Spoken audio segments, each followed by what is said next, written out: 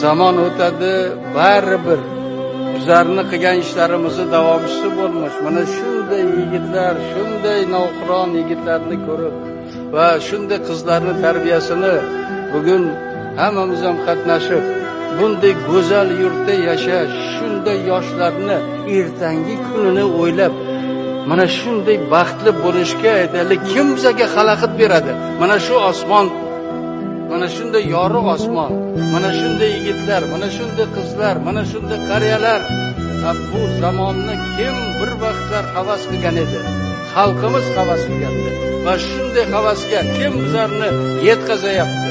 Faqat yaratganimizdan doim so'rab, mana shunday pok bo'lib ertalab so'rasak, albatta bizlarni yo'limizni ochib beradi va hech qachon hech kim mana shu yurtda, Xudoning nazari tushgan shu yurtda hech kim